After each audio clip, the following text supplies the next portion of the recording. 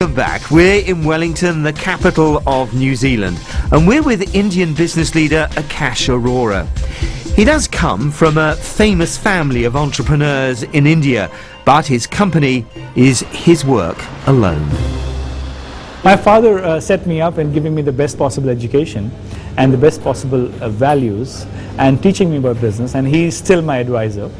But no, he's not involved in my business, nor has he financed, or nor is he there for day-to-day work. He actually made me independent and said, go out and venture yourself. So when you went to Dubai, how much money did you have? What, $500? $500? Right. So $500 was what I had at that time. And I'm grateful that I had $500 because that made me realize the value of money. In general, the Indian economy has been one of the most compelling business stories of the last 20 years. In the 1990s, the economy grew at an average annual rate of 5.7%. In 2007, it reached 9.4%, and this year it's likely to remain at over 6%. That's despite the world downturn. With 300 million people now deemed to be of the middle class, little wonder so many international businesses are now focused on the Indian market. What are the particular Indian values that stay in with, entrepreneurs like yourself? Move your head now, sorry. Yeah. I actually... Where does all that moving the head come from? I think it's excitement. I call it the Indian excitement. Right. So, no, I mean, there are so many things about the Indian culture, and there's so many things about doing business in India which are unique to global. It's when your word is your agreement, and when you shake hands, things go as you focus on them, and you don't go out of things, and you don't let people down in business and so on and so forth. So business is less business, and it's more like a family. You do business with people who you feel comfortable with. You don't do it just because you feel there's a huge profit in it and so on and so forth. You believe in things. That sounds marvellous, and I want it to be true. I want it being this sort of paragon of virtue, and a man's or a woman's word is a bond, and his bond. Yeah. But does it really work like that? It does, and I think if you choose your businesses carefully, and you choose your partners carefully, and if you choose your people who you do business with carefully, and in any rule, in any game, 80-20 is always works, but 80 to positive and 20 to negative. But I know people who try and do business in India. They find it quite difficult because sometimes there is nothing written down. There are no agreements. That's really quite confronting for business people from outside of India. I think I don't think anybody's written a good book about doing business in India. I've read one on doing business in China, but I've not read one on doing business in India. I don't think anybody has. I have one friend which has written Bridge, who's written a book about India without borders. But the reality here is that the Indian culture, when you ask somebody and say, okay, what, if we agreed to this, let's put it on paper, that actually puts the other person 2 steps back, because he feels that maybe you don't trust him. And from that perspective, and the Western culture is different. They say, what, if you have agreed to it, let's write a paper on it, let's sign on it. So I think it's a cultural difference which actually brings in that question mark where you say, I want a paper, and the guy says, paper, okay, let me think about it, and so on and so forth. And you feel that he's trying to get out of the deal, but he's actually trying to take a step back and thinking that if I sign the paper with you and you don't deliver what you have to deliver, maybe he's going to be the loss maker in this whole deal. So it's a cultural issue. I don't think it's an issue of them not being able to do business with each other. And there are lots of success stories in India in terms of businesses, and there are also failures.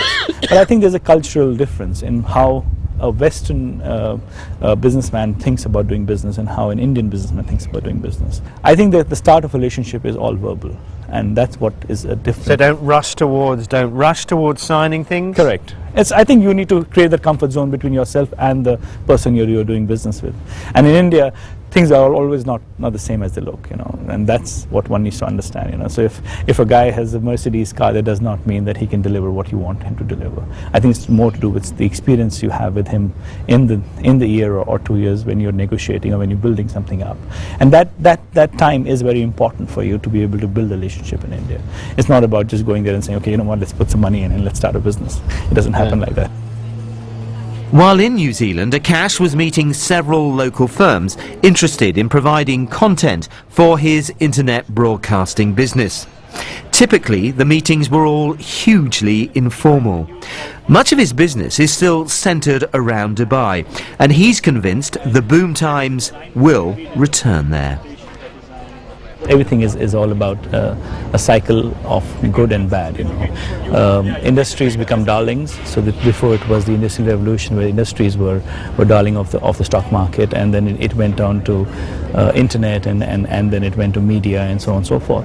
So there's a cycle for everything, and I think this is also a cycle which the world has to go through. What about India? Obviously, India's been, you said there are darlings. Yes. India has been a darling. Correct. And India, the India story is, there are two different thought processes about India. One is that India requires the foreign investments it is getting, and I hope that continues to happen. But India does have a huge population, which actually requires a huge parts of it, which consumes huge parts of its production. Sure. And that is growing. And yes, India is going through its own downturn and so on and so forth. But I think it's more of a panic. I think people have, the Indian economy is more not a credit card driven economy.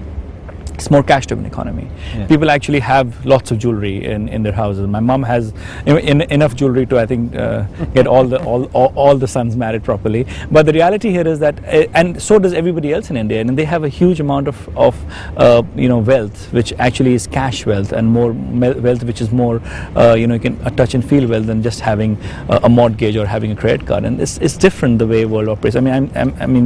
Places like the Middle East and so on and so forth also have similar stuff. I live in Dubai, and for me, Dubai went through a huge upturn and now is going through a downturn. And I personally feel that Dubai has done what it can right for its economy, and the downturn is part and parcel of the upturn. So people are panicking and saying, oh, everything's going to fall down, and 5 years of disaster. And so I don't think so. I think we are, as humans, we are very, very good at looking at bad times and coming and bouncing over them. You're in a sort of unique place because, as you say, you're based in Dubai, and you're obviously very involved in the Indian economy. Correct. Dubai is seen as the great bubble that's burst. Correct. But you don't think that's right? The bubble has burst for people who came in the last 4 years and wanted to make quick money. These are the panic-stricken people who actually have, who move countries. Wasn't it all built on sand? Literally and literally. But it's all a great credit bubble, isn't it? All just a myth. All this money that's in Dubai, and I don't think so. Dubai has a unique position in the world economy. From Frankfurt to Singapore, there is no hub.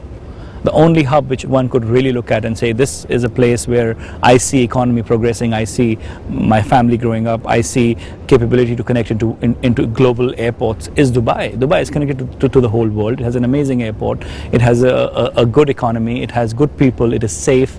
It has 80% expat population. It makes a huge difference if you go to, it's 2 hours away. I find Dubai to be the best city of India. It's 2 hours away from Delhi, and I'm from Delhi originally. So for me, it's like living in Mumbai. By any standards, Akash has come a long way in a very short time. He's wary of business leaders who trot out glib advice all too freely. But nonetheless, there are some fundamental principles underpinning his whole approach to doing business. I think values are very important.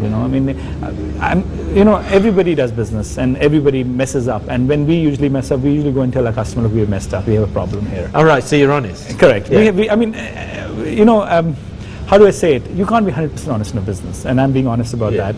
But we know where the trouble areas are, and where if we don't deliver, or where we should go to our customer and say, look, we need help. We usually don't shy away from telling them that we messed up. And usually businesses are people usually forget that the most important thing about doing business is about honesty and relationship, and when you deliver something, people like you, and when you don't deliver something, they don't usually hate you, but they should know that you can't deliver it, rather than putting people in the last minute. Customers are important, the people are important. It's been fascinating meeting you, because I can quite see how you've done it. Thank you very much indeed for coming on the show. Good seeing you too. Thank you. Thank you. Where you've got up to. Next